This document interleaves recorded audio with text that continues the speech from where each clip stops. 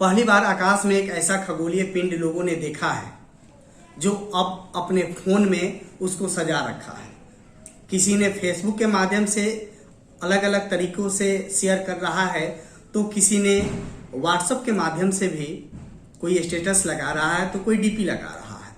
आखिर ये खगोलीय पिंड है क्या? चंद्रमा के नीचे एक बिंदु।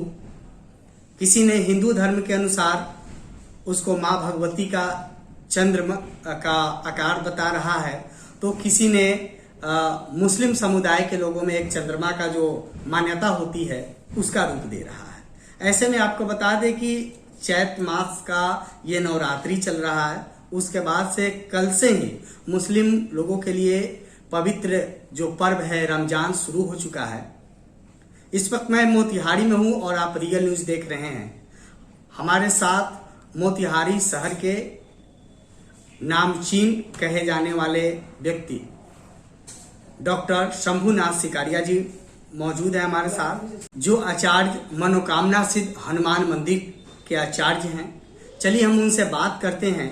जो कल जो घटना घटी आकाश में, आखिर वो घटना खगोलीय पिंड क्या था? सर, सबसे पहले रियल न्यूज में तो आपका स्वागत है। धन्यवाद।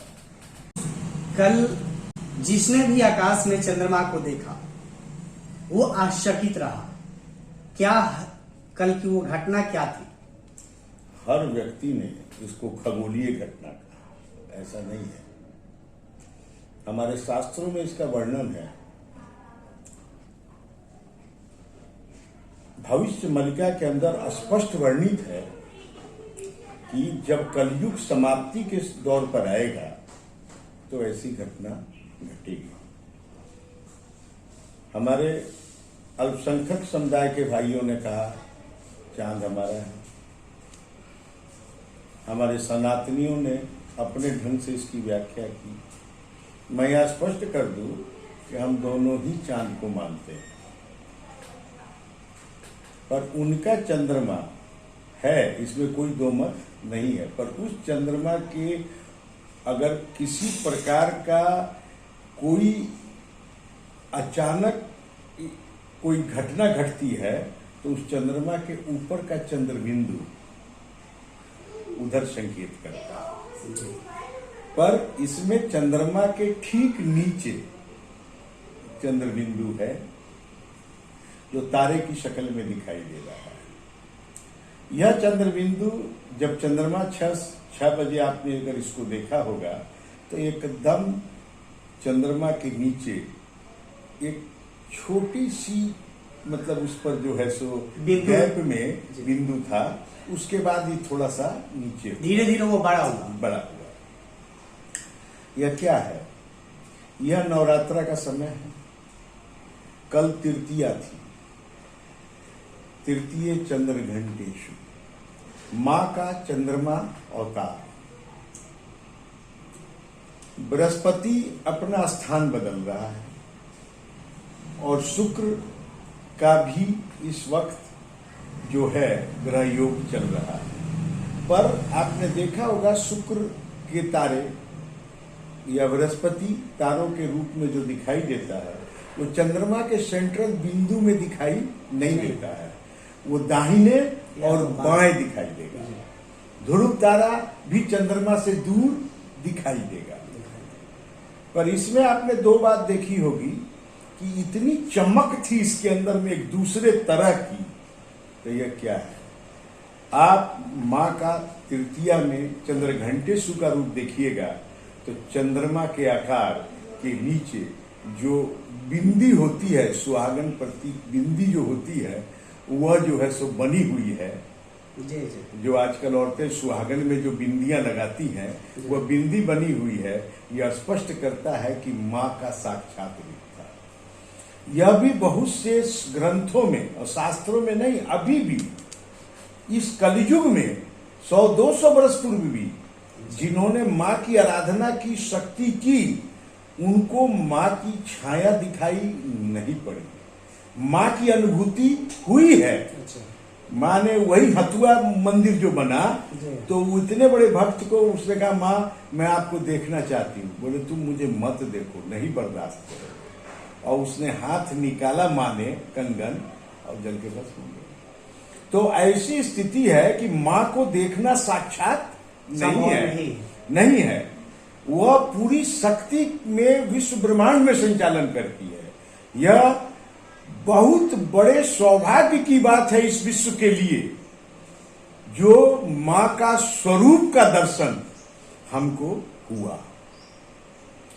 यह पिंगला संवत आरंभ है।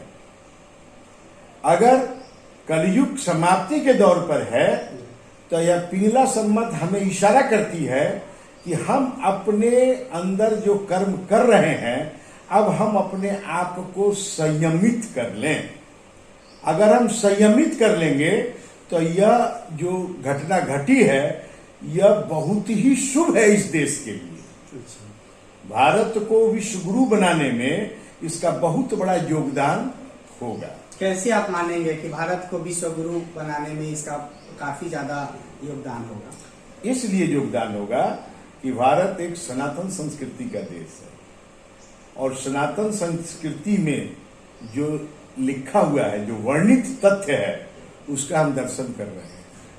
तो उसमें यह स्पष्ट है कि भारत विश्व गुरु बनेगा। उसमें यह स्पष्ट है कि कलियुग का अंतिम दौर में यह दर्शन होगा। यानी कि माँ अपनी चंद्रघंटेश्वर की रूप में आकृति लेके आपको तृप्त करने आई है और जब भारत विश्व गुरु बनेगा तो कलियुग का समापन होगा। चलिए, मान गए आपने ये सनातन धर्मियों के लिए आपने ये बताया, लेकिन वैज्ञानिक दृष्टिकोण से अगर देखा जाए तो चंद्रमा और सूर्य का जो है एक साथ उगना इसको कहा जाएगा। एक बात बता दें, विज्ञान जहां समाप्त होता है वहां से अध्यात्म शुरू होता है। अभी विज्ञान की कोई पकड़ हमारे अध्यात्म पर नहीं आई है और विदेश में नासा जैसे लोगों ने हमारी सनातन संस्कृति के आगे घुटने टेक दिए। ब्रह्मांड में हर चीज दिखाई दे रही है। भगवान की आकृति भी नासा ने कैद की है। इसलिए हमारी गीता पर, हमारे रामायण पर रिसर्च हो रही है। इसलिए मैं विज्ञान की कोई बात नहीं करूंगा, इसलिए कि उसका अपना एक साइंटिफिक रीजन है। उसको वो खगोलीय दृष्टिकोण से भौतिकता के अंतर्गत देखते हैं, पर हम अपनी नजरों से शास्त्रों में लिखी आध्यात्मिकता की तरफ बढ़ रहे हैं, जिसमें यह घटना लिखी हुई है, अब कल घटित हो गई। और मैंने रात में जो है, जैसे ही मैं अपने ध्यान में था, मैंने इसको नहीं देखा, जैसे मैंने अपने ध्यान में था तो मुझे एहसास हुआ कि तुम चंद्रमा के दर्शन करो। तो हमने वहीं से पुकारा अपने लड़के को कि जरा चंद्रमा में देखो तो कोई परिवर्तन है क्या। तो बोले पापा जी वो नीचे में बिंदु दिखाई दे रहा है। हम उठ करके देखे और फिर हमने पन्ने पलटे और हमारे एक मित्र राकेश जी थे, उन्होंने मत अभिमत पर उन्होंने जो है सो हमारी ये अनुभव जो आप बता रहे हैं, ये अनुभव कब आपको हुआ? ये कल जब मैं हवन कर रहा था। अच्छा। मैंने इसको बाद में खंगाला, ये आखिर मामला है क्या है।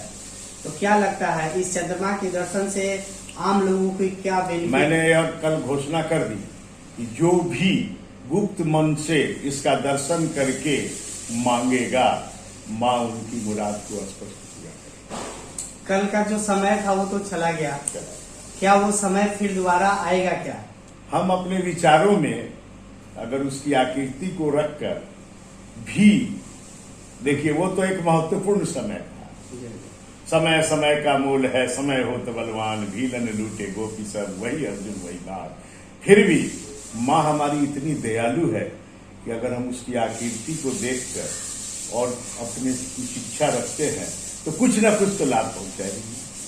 चलिए, बहुत बहुत धन्यवाद डॉक्टर शंभू सिकारिया जी हमारे चैनल के साथ जुड़ने के लिए। और दर्शकों को इस चंद्रमा के दर्शन के लिए क्या मतलब बताना चाहेंगे आप? मैं तो यही कहूंगा कि जिन्होंने देखा उनको भी मेरी शुभकामना, जिन्होंने नहीं देखा वो उसकी आकृति का दर्शन करें और अपनी मन वांछित इच्छा और फल जो है माँ से प्राप्त करें। चलिए, एक सवाल मुझे याद आ रहा है। चलिए, आपने तो सनातनियों के लिए ये बात बताया, लेकिन जो अल्पसंख्यक लोग हैं, उन लोगों ने भी वो एक बहुत बड़ा चमत्कार मान रहे हैं। जैसे कल से ही रोजा की शुरुआत हुई है, उन लोगों का पवित्र त्योहार रोजा रमजान जो है कल से ही शुरुआत हुआ है, और कल पहला जो जुमा बोलते हैं वो भी कल पहला जुमा था। काफी उत्साहित है अल्पसंख्यक समाज के लोग और चंद्रमा को लेकर के। उन लोगों के लिए क्या ये सच में ये यूनिक है क्या? देखिए, यह प्योर शास्त्रीय घटना है और हमारे अल्पसंख्यक भाई जो हैं रमजान जो करते हैं उसका पहला नाम राम है तब जान है। और उन्होंने मतलब वो जितना कठिन और तप और परिश्रम से इस पूरे एक महीना के पर्व को करते हैं, इसके लिए उन लोगों को बहुत बहुत शुभकामना है। चमत्कार है कि सनातनियों के लिए नहीं, पूरे भारतवासियों के लिए यह चमत्कार है, जिसमें हर धर्म और हर जाति के लोग आते हैं। उसमें उनके द्वारा भी किए गए कर्मों का फल हम और आप ले रहे हैं। अब रह गया कि चूंकि यह प्योर सनातनी प्रक्रिया है आध्यात्मिक, अगर उधर की प्रक्रिया में होता तो यह चंद्रबिंदु ऊपर होता।